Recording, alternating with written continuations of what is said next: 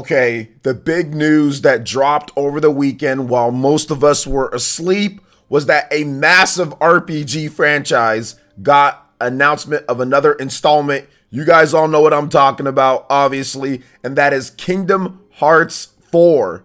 Also, another title was announced too, but there's something that worries me about this, that maybe potentially, just potentially, they haven't learned a few things from the past when it comes to Kingdom Hearts, and we'll talk about that in addition to all the stuff surrounding this, because there is quite a bit of misinformation and random speculation going around that doesn't deal with the actual facts, or at least allude to the facts that are at least present right now. Speculation is fine about things, but we're going to talk about everything here when it comes to Kingdom Hearts 4, what's going on, what the developers had to say about the game, and where we could potentially see this. But before we get into anything, please make sure you hit that like button, subscribe if you're someone new, click that notification bell to get my videos first as we discuss all things RPGs, Nintendo, and more on the channel here. So let's go ahead and get into this first announcement of Kingdom Hearts 4. Then we'll get into the other game that was announced and why I'm a little bit worried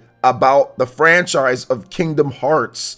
Not for fans per se, but just for people trying to get into this style of game and where we see this going. So Kingdom Hearts 4 is early in development, Square Enix announced. Platforms and release date were not announced. Here are the first details via Square Enix. In the announcement trailer, Sora makes a triumphant return with an updated look at the beginning of an epic storyline titled The Lost Master Arc. Beginning with Sora facing off in a boss battle against a giant enemy, players are introduced to the Quadratum, a large expansive city set in a gorgeous realistic world unlike anything ever seen before in the Kingdom Hearts series. Fans will be excited to see the return of Sora's well-known companions Donald and Goofy, in addition to the first appearance of Reletizia, a mysterious new character who appears before Sora in this strange new setting. Quote, "We're thrilled to celebrate the series' 20th anniversary with the announcement of 2 new Kingdom Hearts titles," said Kingdom Hearts series brand manager Ichiro Hazama in a press release. The other title being Kingdom Hearts Missing Link. "We'd like to thank the fans for all their support over the years, and we can't wait for them to experience all that's come for Sora." Walt Disney Games director Nana God added, quote, "Sora is an original Disney video game hero like no other, beloved by our team and fans across the world. We've been honored to work with Tetsuya Nomura and his team for 2 decades to introduce these original stories of discovery, courage, and friendship. The glimpse into Sora's next adventure is just beginning.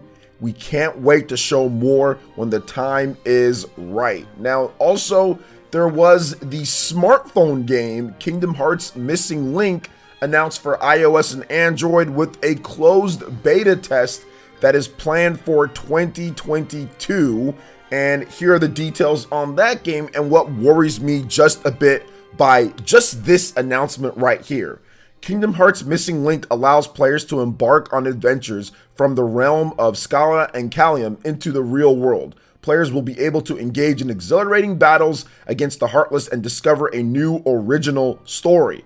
We're thrilled to celebrate the 20th anniversary with the announcement of 2 Kingdom Hearts titles. Okay, they already went over all that. So here's the issue that I have. It already seems, because this series is convoluted, and I know that there's going to be the people that say, no, it's not. If you just do this, you just got to play the 7th game backwards on the GBA, flip it upside down, then watch Kingdom Hearts 2, then wear Donald Duck's hat or Goofy's outfit, then you'll know everything. Okay, no, I'm just joking with that, guys. But I have watched retrospectives and I know the story of Kingdom Hearts. Like, people have put it together very clearly and simply for me, and it's convoluted. And now they're introducing more games alongside Kingdom Hearts, like iOS and smartphone, and if you know something in this game, then it'll transfer over. And I think that that's the main issue, or one of the issues with Kingdom Hearts, at least that I have. I can forgive some of the other things with the game because I'm not in love with the combat system and everything, but I still think that it's solid. I still think that everything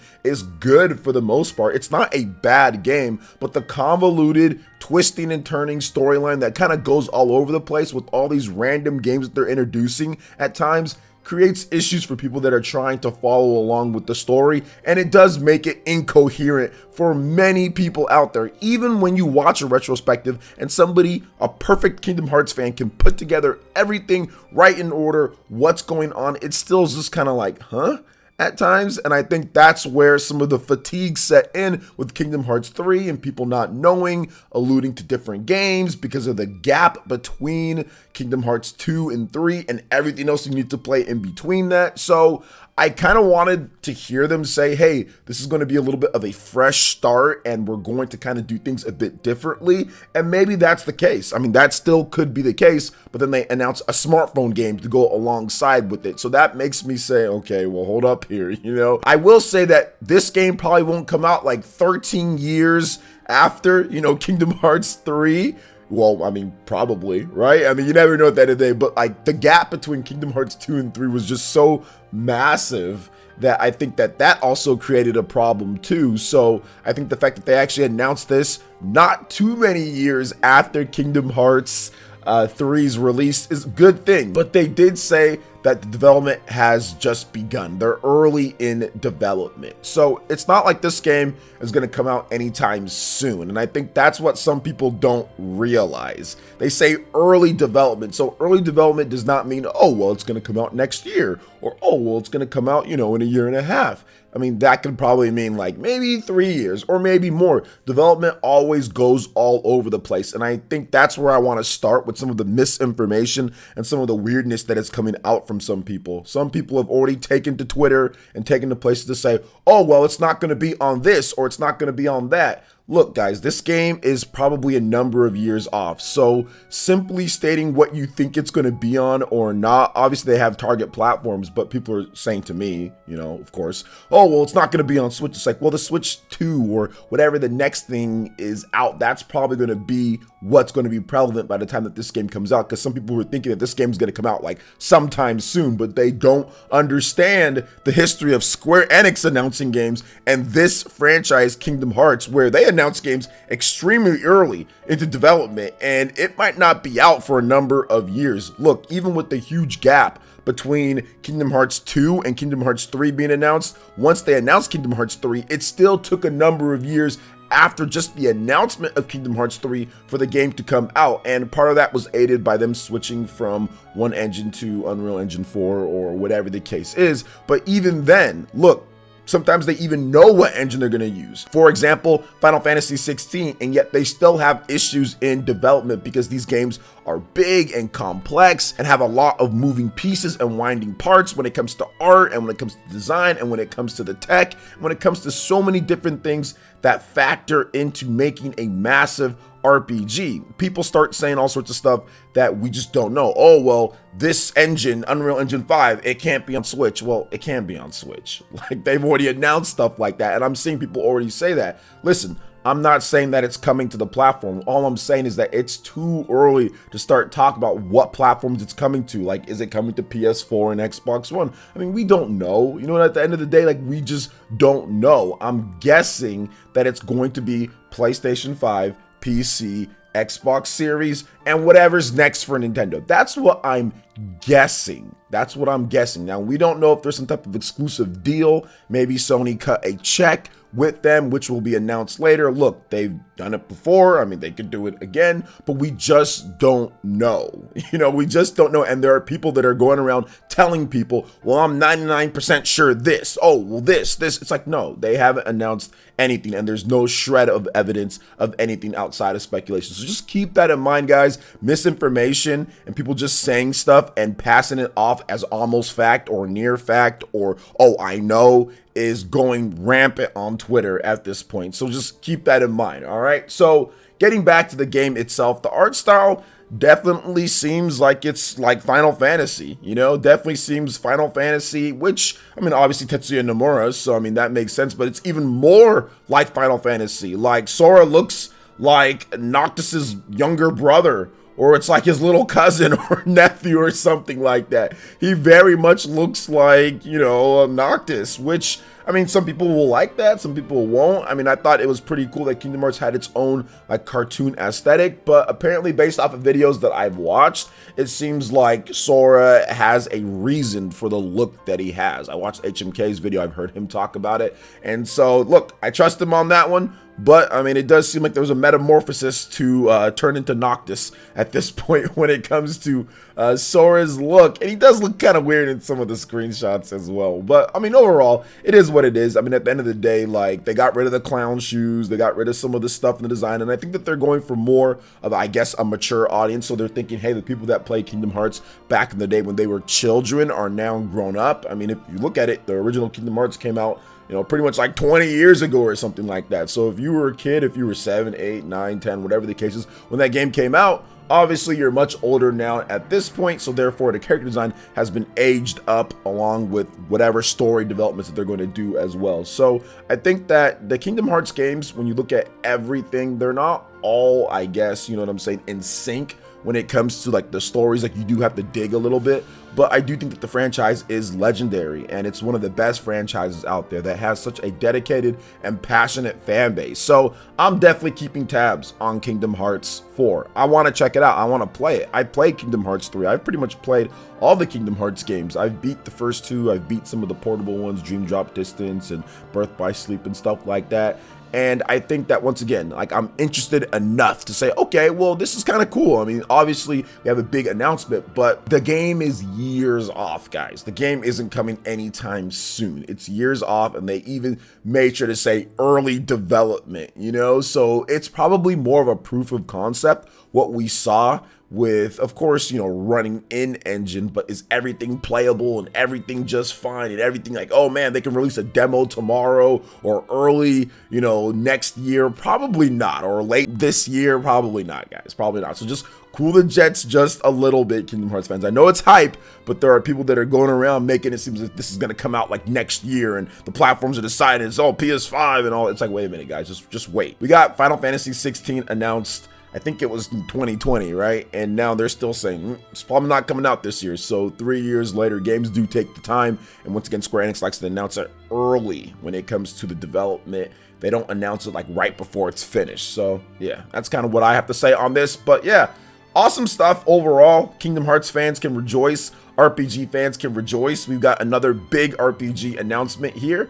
But what are your thoughts when it comes to Kingdom Hearts and these 2 brand new games being announced with the missing link for iOS and Android, and also Kingdom Hearts 4? Let me know your thoughts in the comment section below. All right, and moving into the final topic here, guys, I do want to briefly go over the Famitsu's Most Wanted games. What this does, it pulls some of the most core gamers out there that read the Famitsu magazine and ask them what they are most excited about. And there are a number of fantastic games, RPGs as well, that I wanted to go over on this list. Now, we won't be going over the top 30 just because there's a lot of games there, so I'll have a link for you guys. You guys can check it out, but I do want to go over the top 10 because there are some games that are coming out somewhat soon that are rising up the ranks here. So starting at the bottom, Fire Emblem Warriors has broken into the top 10. Fire Emblem Warriors 3 Hopes with 233 votes. Bushido, which has been on there forever, it seems like, at number 9 with 239 votes. Pragmata at number 8 with 251 votes. Live Alive, which is coming out this July on the Nintendo Switch, at number 7 with 350 votes. At number 6, Dragon Quest X Offline with 435 votes, and I'm still jealous we haven't gotten that game over in the West. At number 5, Splatoon 3 with 447 votes, so good to see Splatoon 3. That game is coming out this summer on the Nintendo Switch. The Legend of Zelda Breath of the Wild 2, which was recently delayed until spring of 2023. That's at number 4 with 482 votes. A game that I'm extremely excited about and probably my most anticipated game of the year now that Breath of the Wild is delayed, and that is Xenoblade Chronicles 3 at 488 votes. And of course, at number 3, Xenoblade Chronicles 3, good good stuff there. Number 2, Bayonetta 3 with 535 votes. And at number 1, an RPG that we just recently discussed, and that is Final Fantasy 16 at 647 votes. So quite a number of big RPG games, big adventure games, big action games that are in the top 10 here. It's really good to see people getting excited for games that are coming out soon. We're going to be able to play these games. We always hear about most anticipated in this games that have these dates that we have no idea about, right? Or there's issues like Breath of the Wild or like Final Fantasy or whatever the case is, right? But it's cool to see a bunch of games that are coming out this year to be excited about, like Bayonetta 3, like Xenoblade Chronicles 3, like Splatoon 3, like Live Alive. You know, these are all games that are dropping this year on the Nintendo Switch, big games that we can be excited about and gamers are going to love and play for years and have all sorts of new content to make on. So I'm very excited about that. And obviously the big one here is Xenoblade Chronicles 3. I mean, this game is just going to be incredible in my opinion. And I think that it's going to shape a lot of things for Monolith Soft going forward in the future. I think that Xenoblade Chronicles 3 is definitely going to be like the bar being set, like where this franchise goes, where Monolith Soft goes in terms of their unique and original development is going to be set by Xeno 3. If this game does incredible, this could literally change the fortune of Monolith Soft and what they do going forward and what they work on. Now, they're always going to be doing Zelda and doing other stuff with Nintendo, Splatoon. They help out on quite a bit of stuff. But when it comes to Takahashi Team 1, because they have multiple teams,